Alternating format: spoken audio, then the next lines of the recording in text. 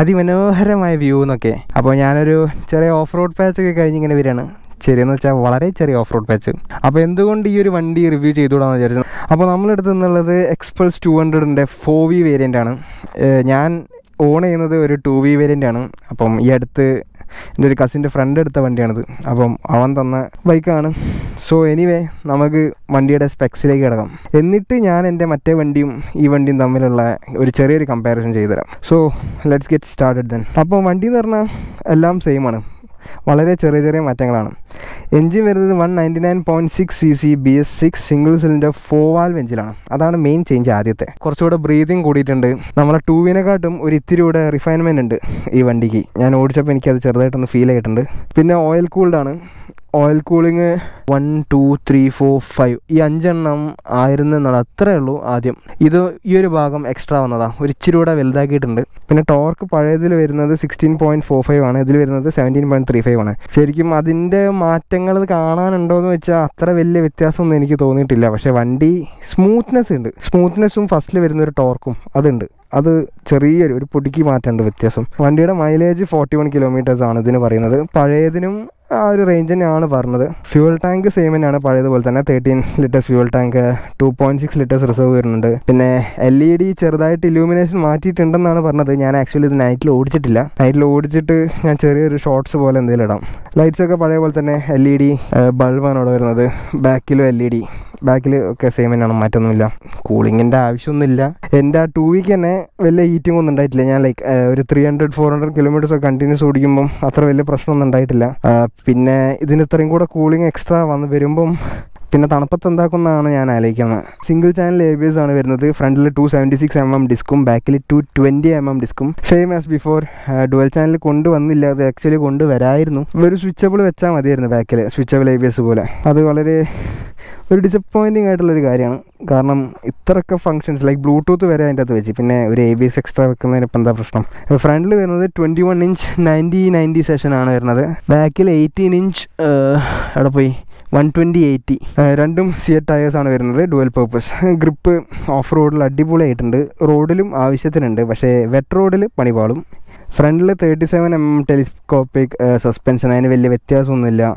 Same travel തന്നെയാണ് വരുന്നത്. ബാക്കിലും മോണോഷോക്ക് സസ്പെൻഷനാണ്. 10 സ്റ്റെപ്പ് അഡ്ജസ്റ്റബിൾ സെയിം സാധനം തന്നെയാണ് വരുന്നത്. വെയിറ്റും വ്യത്യാസമില്ല, 150 കിലോഗ്രാമാണ്. സീറ്റ് ഹൈറ്റ് 825mm ആണ് വരുന്നത്. ഗ്രൗണ്ട് ക്ലിയറൻസ് 220mm ആണ് വരുന്നത്. പഴയ variants actually white, grey, green, red പിന്നെ ബ്ലാക്ക് 5 കളേഴ്സിൽ അവൈലബിൾ ആയിരുന്നു. പക്ഷേ ഈ ഒരു അപ്ഡേറ്റിൽ 4 വാൽവ് വന്നപ്പോൾ 3 കളേഴ്സാണ് അവൈലബിൾ ആയിട്ടുള്ളത്. അതായത് ട്രയൽ ബ്ലൂ, അതാണ് ഈ വേർഷൻ വരുന്നത്. പിന്നെ ബ്ലിറ്റ്സ് ബ്ലൂ ആൻഡ് റെഡ് റെയ്ഡുന്നുണ്ട്. ഈ ഭാഗത്തൊക്കെ കണ്ടോ, നമ്മളെ പഴയതിൽ ഇവിടെ ബ്ലാക്ക് ആയിരുന്നു. ഇവിടെ അതിനനുസരിച്ച് കളർ വരുന്നുണ്ട്. ഇവിടെ ബ്ലൂ ആകുമ്പം ഈ ഭാഗം ബ്ലൂ ആവും, ഇവിടെ ബ്ലൂ ആവും. അപ്പോൾ അങ്ങനത്തെ ചെറിയ ഇതിൻ്റെതാ ഇവിടെയും. ഇവിടെ ആദ്യം ബ്ലാക്ക് ആയിരുന്നു, അപ്പോൾ ഇവിടെ കളറിനനുസരിച്ച് ഇവിടെയും കളർ വരുന്നുണ്ട്. ഇവിടെയും ചെറിയൊരു ഗ്രാബ് റെയിൽ വരുന്നുണ്ട്. ഞാനിവിടെ ഒരു ബോക്സ് മൗണ്ട് ചെയ്തിട്ടുണ്ട്. കുറച്ച് കഷ്ടപ്പെട്ടു. നമുക്ക് വലിയ ബോക്സൊക്കെ മൗണ്ട് ചെയ്യണമെങ്കിൽ ഒരു പ്ലേറ്റ് എക്സ്ട്രാ വെച്ചിട്ട് വെക്കണം. ബ്ലാക്കാണ് വരുന്നത്. ഇവിടെ ഒരു അലൂമിനിയം ഒരു സിൽവർ ഫിനിഷ് പോലെ ആക്കിയിട്ടുണ്ട്. ഇത് സെയിമാണ് വരുന്നത്. ബാക്കിയെല്ലാം സെയിം തന്നെയായിരുന്നു. പിന്നെ മറിഞ്ഞ് ബ്രേക്ക് പാഡ് ഇവിടെ ഗ്രിപ്പ് ടൈപ്പാണ് വരുന്നത്, ഒരു ഗ്രിപ്പ് ഫീൽ കിട്ടാൻ വേണ്ടിയിട്ട്. മറ്റേതിൽ നോർമൽ ടൈപ്പ് ബ്രേക്ക് പാഡാണ് വരുന്നത്. അയ്യോ വലിയ മാറ്റം പറയാൻ പറഞ്ഞേ. സ്പ്രോക്കറ്റ് മാറിയിട്ടുണ്ട്. സ്പ്രോക്കറ്റ് കുറച്ചുകൂടെ വലുതായിട്ടുണ്ട്. അതുകൊണ്ടാണ് ടോർക്ക് ഒരു പൊടി ഹൈ ആയിട്ട് തോന്നുന്നത്. അതായത് നമ്മൾ ഓഫ് റോഡിൽ കൊടുക്കുമ്പം ലൈക്ക് ചാരലിലൊക്കെ കൊടുക്കുമ്പം ഒന്ന് കൊടുത്തു കഴിഞ്ഞാൽ ഒന്ന് അടിപൊളിയായിട്ട് വീൽ സ്പിന്നായിട്ട് കയറി പൊക്കോളും. സീറ്റ്സും വ്യത്യാസമുണ്ട്. സീറ്റ്സ് നല്ലപോലെ കുഷനായിട്ടുണ്ട്. എൻ്റേതൊരു മരപ്പലക വെച്ച പോലെയാണ്. മരപ്പലക വെച്ച പോലെ. സോ നമുക്ക് ഇൻസ്ട്രുമെൻറ്റ് ക്ലസ്റ്ററിൽ നിങ്ങൾ കാണുന്നുണ്ടോയെന്നറിയില്ല, അവനൊരു സ്മോക്ക് ചെയ്തിട്ടുണ്ട്. അപ്പോൾ എനിവേ ഡിജിറ്റൽ ടാക്കോമീറ്ററാണ് വരുന്നത്. സ്പീഡോമീറ്റർ ഇവിടെ ഉണ്ട്, ഗിയർ ഇൻഡിക്കേഷൻ ഇവിടെ ഉണ്ട്, ടൈം, ഓഡോമീറ്റർ, ട്രിപ്പ് മീറ്റർ 2 ഉണ്ട്. അതിവിടെ വരുന്നത്. ട്രിപ്പ് 1 അതിൻ്റെ അകത്ത് ആവറേജ് കിലോമീറ്റർ, ആവറേജ് സ്പീഡ് കാണിക്കുന്നുണ്ട്, എത്ര ടൈം കൊണ്ട് എത്തിയെന്ന് കാണിക്കുന്നുണ്ട്. പിന്നെ നമ്മളെ ബ്ലൂടൂത്ത് പെയർ ചെയ്യാനുള്ള ഓപ്ഷൻ കാണിക്കുന്നുണ്ട്. പിന്നെ എക്കോ മോഡ്, പിന്നെ സൈഡ് സ്റ്റാൻഡ് ഇൻഡിക്കേറ്റർ കാണിക്കുന്നുണ്ട്, ABSൻ്റെ ഇൻഡിക്കേഷൻ കാണിക്കുന്നുണ്ട്. എടുത്തോട്ടെ.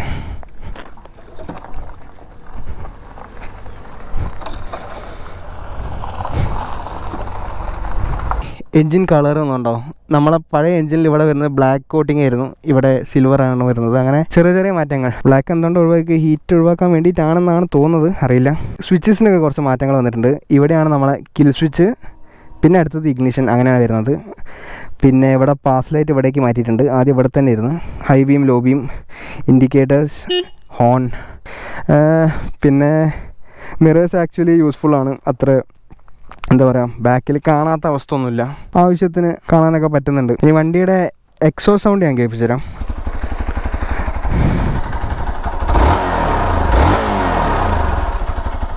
സൗണ്ടിൽ വലിയൊരു പ്രാധാന്യം കൊടുക്കുന്നില്ല എന്നാണ് തോന്നുന്നത്, പക്ഷേ കംഫേർട്ടിൽ വളരെയധികം പ്രാധാന്യം കൊടുക്കുന്നുണ്ട്. കാരണം ഇതാണ് ശരിക്കും പ്രോപ്പർ അപ്രൈറ്റ് പൊസിഷനാണ് ഇതിൽ വരുന്നത്. നമുക്കൊരു 2 ഇഞ്ച് ഓർ 1 ഇഞ്ച് ഹാൻഡിൽ ബാറൈസസ് വരുന്നുണ്ട്, അതാകുമ്പോൾ കുറച്ചുകൂടെ അത്ര നിൽക്കും. കംഫർട്ട് കൊണ്ട് ഇരുത്തി കുളിപ്പിക്കുന്നത്. അപ്പോൾ എനിവേ നമുക്ക് ബാക്കി ഓടിച്ചുകൊണ്ട് സംസാരിക്കാം. ഒരു ഹമ്പ് വരുന്നു, എണീറ്റെടുക്കുന്നു, ഹമ്പ് അങ്ങ് പോയി, അത്രേ ഉള്ളൂ. അത്രയും എന്താ പറയണേ, അതാണ് ഈ വണ്ടികളുടെ ഗുണം. ഇന്ത്യൻ റോഡ്സിന് പറ്റിയൊരു വണ്ടിയാണ്. ഒരു ഹിമാലയൻ വെച്ച് കമ്പയർ ചെയ്യണ സമയത്ത് ഞാൻ പറഞ്ഞു, ഹിമാലയൻ്റെ വെയിറ്റ് ഉള്ളതുകൊണ്ട് ഇപ്പം നമ്മൾ ചാടുന്ന ടൈപ്പ് കുണ്ടൊക്കെ ചാടുമ്പം ഒരിച്ചിരി ഡിഫിക്കൽട്ടാണ്. ഹിമാലയൻ്റെ സസ്പെൻഷൻ അടിപൊളിയാണ്, പക്ഷേ ഒരു പൊടിക്ക് ഇത് സ്ലൈറ്റ്ലി ബെറ്ററാണെന്നേ ഞാൻ പറയും. ഒന്നാമത്തെ കാര്യം വെയിറ്റിനെ കൊണ്ടാട്ടോ, അതുകൊണ്ട് മാത്രം. ഹിമാലയൻ വെയിറ്റ് ഉള്ളതുകൊണ്ട് ഒരു ഇച്ചിരി പണിയാണ് ഹാൻഡിൽ ചെയ്യാൻ, പക്ഷേ ഇത് ഇങ്ങനെ ഗ്ലൈഡ് ചെയ്തങ്ങ് പൊക്കോളും.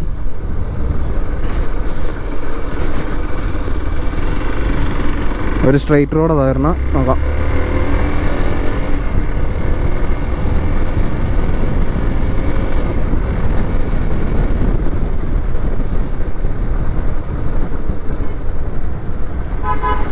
വണ്ടി അടിപൊളിയായിട്ട് ഒരു സ്ട്രെസ്സും ഇല്ലാതെ പുൾ ചെയ്യുന്നുണ്ട് കേട്ടോ.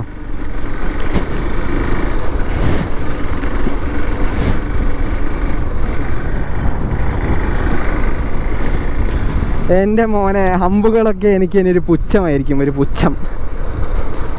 ഇത് ഫോവി നല്ല വ്യത്യാസമുണ്ട് കേട്ടോ, വിചാരിക്കണ പോലെയല്ല.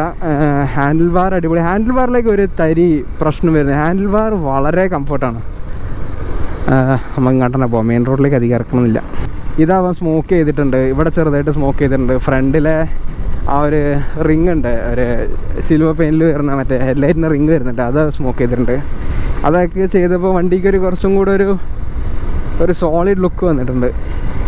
ചെറിയ ചെറിയ മാറ്റങ്ങളാണ്, പക്ഷേ കാണുമ്പം വളരെയധികം ചേഞ്ച് വന്ന പോലെ ഉണ്ട്. ഇപ്പം ഞാൻ ഓടിക്കുന്ന സമയത്ത് തന്നെ ആക്സിൽ കൊടുക്കുന്നുണ്ട്, പക്ഷേ എൻജിൻ്റെ ഭാഗത്തുനിന്ന് എനിക്ക് ഒരു സ്ട്രെസ്സും ഫീൽ ചെയ്യുന്നില്ല. എന്താ പറയുക, നമ്മൾ ഈ എൻജിൻ്റെ അകത്ത് ബട്ടറൊക്കെ ഒഴിച്ചിട്ട് ഇങ്ങനെ ലൂസായിട്ടിരിക്കില്ല, അതുപോലെ എൻജിൻ്റെ അകത്തുനിന്ന് എനിക്ക് ഫീൽ വരുന്നത്. ചെയിനായാലും അധികം ആവാവുന്നൊരു അടിയോ വൃത്തിയായിട്ടുള്ള സൗണ്ടോ ലൈക്ക് അടിക്കണ സൗണ്ടോ അങ്ങനെയൊന്നും പ്രശ്നമൊന്നുമില്ല. പിന്നെ കോർണർ ചെയ്യുമ്പോൾ സൂക്ഷിക്കാം, കോർണറിന് പറ്റിയൊരു വണ്ടിയല്ല. ടയർ അത്ര ഒരു കോൺഫിഡൻസ് തരില്ല കോർണറിൽ നമ്മളങ്ങോട്ട് വന്നാൽ. ബാക്കിയൊക്കെ അടിപൊളിയാണ്. വണ്ടി ഓഫ് റോഡാട്ടോ മെയിൻ. ഓഫ് റോഡിലും റോഡിലും വണ്ടിയുടെ പെർഫോമൻസ് വളരെ വ്യത്യാസം. നമ്മൾ റോഡിൽ ഓടിക്കുമ്പോൾ നമുക്ക് ടൂറിങ്ങിനൊക്കെ സെറ്റാണ്. സ്പീഡ് താല്പര്യമില്ലാത്ത ആൾക്കാർക്ക് എന്താ പറയുക, ഒരു 70-80 സ്പീഡിൽ കംഫർട്ടബിളായിട്ട് മെല്ലെ പോയാൽ മതി, ഒരു സ്ഥലത്ത് ആ ഒരു സ്പീഡിൽ എത്തിയാൽ മതി എന്നുള്ളൊരു മൈൻഡ് സെറ്റുള്ള ഒരാൾക്കാർക്ക് ഈവൻ ആ ഹമ്പ് ഞാൻ ഇരുന്നിട്ടാണ് ചാടി, എന്നിട്ട് പോലും എനിക്കൊരു പ്രശ്നമില്ല, നിൽക്കണ്ടില്ലായിരുന്നു എന്നൊക്കെ. കാരണം ആ സീറ്റിൻ്റെ സോഫ്റ്റ്നെസ് കാരണം, സീറ്റ് കുറച്ചുകൂടി ഇമ്പ്രൂവ് ആയത് കാരണം ആ ഹമ്പ് വളരെ സുഖമായിട്ട് ചാടി. ആ സീറ്റ് ഇങ്ങനെയായിരുന്നു ഞാൻ പോയത്, വളരെ സോഫ്റ്റായിട്ടാണ് പോയത്.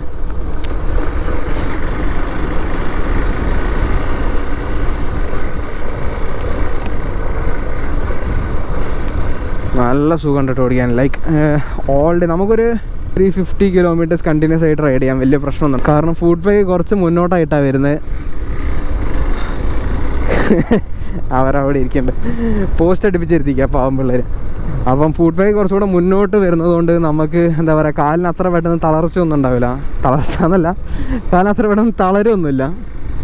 ഇതേ ഈ ചരൽ പോലത്തെ റോഡ് കൂടെയൊക്കെ ലൈക്ക് അറിയുന്നില്ല, ഞാൻ മേലോട്ട് ഒന്നും അറിയുന്നില്ല, ചരൽ തന്നെ അറിയുന്നില്ല, അത്രയ്ക്ക് സ്മൂത്ത്. ലൈക്ക് നമ്മളൊരു നോർമൽ എന്താ പറയുക വൃത്തിയുള്ളൊരു ടാറിട്ട് റോഡ് കൂടെ പോകുമ്പോൾ എങ്ങനെ ഉണ്ടാവും, ആ ഒരു ഫീലാണ് നമ്മൾ ഇങ്ങനത്തെ റോഡ് കൂടെ ഒക്കെ പോകുമ്പോൾ.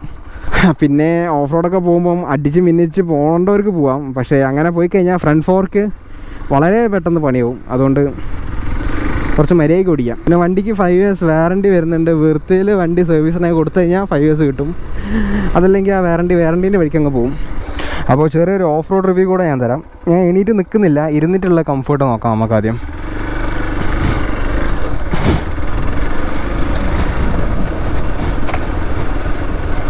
ഒരു നോർമൽ വണ്ടിയൊക്കെ എടുത്ത് നമ്മൾ ഇതിലൂടെ വരികയാണെങ്കിൽ കയ്യിൻ്റെ ഞാൻ വിചാരിച്ച ചത്തുന്നു, കയ്യിൻ്റെ ആ ഒരു ഭാഗം പെയിൻ എടുത്തൊരു വഴിയാവും. പക്ഷേ ഇതിൽ നമുക്ക് ഒരു സാധാരണ റോട്ടിലൂടെ ഓടിക്കുന്ന ആ ഒരു ഫീലാണ് നമുക്ക് കിട്ടുന്നത്. ഒരു ഇച്ചിരി തുള്ളലൊക്കെ ഉണ്ടെങ്കിലും ഒന്നിതാ ഇങ്ങനെ അങ്ങ് എണീറ്റൊന്ന് ഓടിച്ചു കഴിഞ്ഞാൽ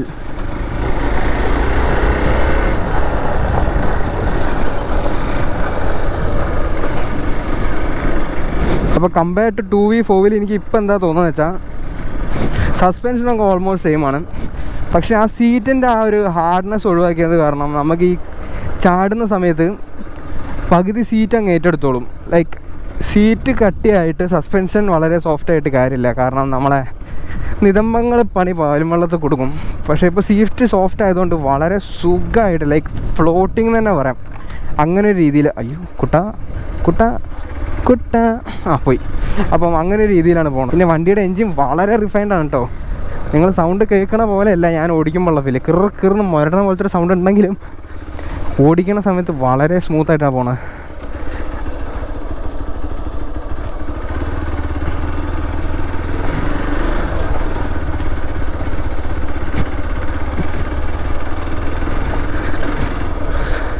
ഇതേ കിടക്കണം 2 വണ്ടികൾ.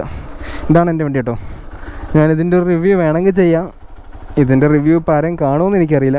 എനിവേ വേണമെങ്കിൽ ഒന്ന് കമൻറ്റ് ബോക്സിൽ ഇട്ടാൽ മതി, ഞാൻ റിവ്യൂ എടുക്കാം. 2-ൽ വരുന്ന ഹോണും 1-ൽ വരുന്ന ഹോണും വ്യത്യാസം ഉണ്ടെന്നാണ് തോന്നുന്നത്. അല്ലെങ്കിൽ ഹോണ്ടകത്ത് വെള്ളം കയറിയതാണോ അതെനിക്കറിയില്ല. കാരണം ഇതിനൊരു ഡൾ ഫീൽ വരുന്നുണ്ട്. മറ്റേ വണ്ടിയുടെ ഹോണ് ആക്റ്റീവയാണ്, 2Vയുടെ ഹോണ്. ഓടിക്കുന്നോറും നമ്മളെ ഫ്യൂവലിൻ്റെ കട്ട കൂടി വരികയാണല്ലോ. സാധാരണ വണ്ടിക്ക് കുറയാണ് ചെയ്യാം. നേരത്തെ 2 ബ്ലോക്സ് ചെയ്യുന്ന എൻ്റെ അടുത്ത് ഞാൻ കണ്ടത്. ഇപ്പം 1 ബ്ലോക്ക് എക്സ്ട്രാ. അവിടെ ആയിരുന്നു നമ്മൾ ഹമ്പ്. അതായത് ഹമ്പ് വന്ന് ഏത് ഹമ്പ് ബ്രേക്സ് ഓൺ ചരൽ. Okay set. ഫ്രണ്ട് ABS വളരെ ആവശ്യമാണ് കേട്ടോ. കാരണം ബാക്ക് മാത്രം പിടിച്ചാൽ സ്കിഡാകും ഉറപ്പാണ്. ബൈറ്റ് എന്താ പറയുക, അത്ര ഒരു കോൺഫിഡൻസ് ഒന്നുമില്ല. ബട്ട് ആ ഫ്രണ്ടിൽ ABS ഉള്ളൊരു വിശ്വാസം, അതിലാണ് നമ്മളിങ്ങനെ പോണത്. എൻ്റെതും ഇതന്നെയാണ്. ഈ ഹാൻഡിൽ ഗാർഡ് ഉണ്ടല്ലോ, അത് വെറുതെയാണ്. ഈ വണ്ടിയുടെ ഓണർ പുള്ളിക്കാരൻ ഓടിച്ച് ജസ്റ്റ് മതിലൊന്ന് തട്ടിയിരുന്നു. അപ്പോൾ മതിൽ തട്ടിയാൽ പുള്ളിക്കാരൻ ക്ലച്ച് പിടിച്ചിരുന്നു. അപ്പം ക്ലച്ച് പിടിച്ചപ്പം ഈ ഭാഗം ഇങ്ങനെ വന്ന് പുള്ളിക്കാരൻ്റെ കൈ തട്ടി. ഇത് ഉപകാരത്തിനെക്കാട്ടും ഉപദ്രവമാണ് ചെയ്യുന്നത്. ഓരോ മൊമെൻറ്റും എൻജോയ് ചെയ്ത് പോകാൻ താല്പര്യമുള്ളവരാണെങ്കിൽ ഓഫ് കോഴ്സ് എക്സ്പൾസ് അടിപൊളി വണ്ടിയാണ്. പിന്നെ ഓഫ് റോഡിൽ ഹിമാലയനെ വരെ വെട്ടിക്കുന്ന ഒരു വണ്ടിയാണ്. ഹിമാലയൻകാർ ഒഫൻഡഡ് ആവണ്ട, ഹിമാലയൻ്റെ വെയ്റ്റിനെ കൊണ്ട് മാത്രമാണ്. അല്ലെങ്കിൽ ഹിമാലയൻ അടിപൊളിയൊക്കെയാണ്. ഞാനിപ്പോൾ ഒരു സാധാരണ ഏതെങ്കിലും വണ്ടി എടുത്ത് ആ ഹമ്പൊക്കെ ചാടി കഴിഞ്ഞാൽ അപ്പം തന്നെ ആ വണ്ടി ഷോറൂമിൽ കയറ്റേണ്ടി വരും. അഡ്വഞ്ചർ ബൈക്സിൻ്റെ ഒരു ഗുണം അതാണ്.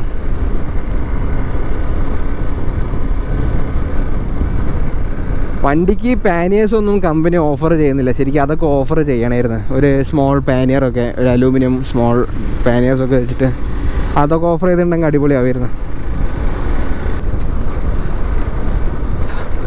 So that's all for today. നമ്മളെ Xpulse 4-ൻ്റെ വീഡിയോ ഞാനിവിടെ വെച്ച് അവസാനിപ്പിക്കുകയാണ്. ആർക്കെങ്കിലും എന്തെങ്കിലും ഡൗട്ട് ഉണ്ടെങ്കിൽ കമൻറ്റ് ചെയ്യുക. ഞാൻ എന്തെങ്കിലും പറയാൻ വിട്ടുപോയെങ്കിൽ അത് കമൻറ്റ് ചെയ്യുക, ഞാൻ തിരിച്ച് റിപ്ലൈ തരുന്നതായിരിക്കും. So please subscribe. വേണമെങ്കിൽ ഷെയർ ചെയ്യുക, വേണമെങ്കിൽ ലൈക്ക് ചെയ്യുക. Good bye.